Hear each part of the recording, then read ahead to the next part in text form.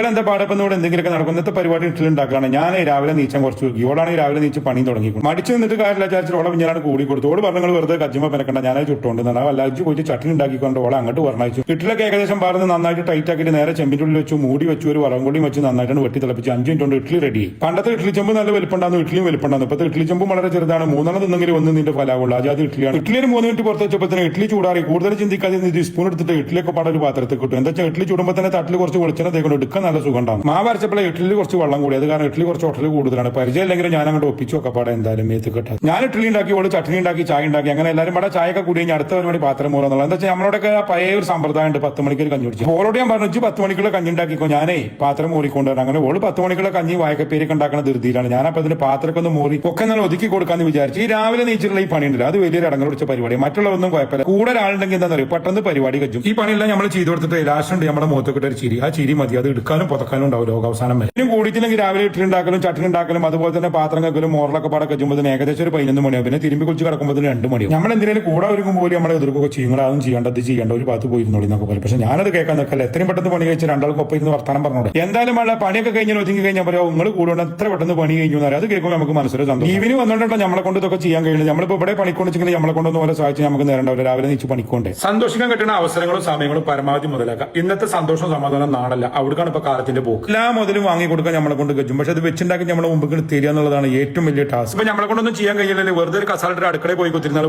ഒരു സന്തോഷമാണ്. പക്ഷെ തൊഴിലും കെടുത്തരുത് എന്ന് മാത്രം. എന്നാൽ ശരി, കാണുമ്പോൾ കാണാൻ അഭിപ്രായങ്ങളോട് പങ്കുവെക്കാൻ മറക്കരുത്. ബൈ.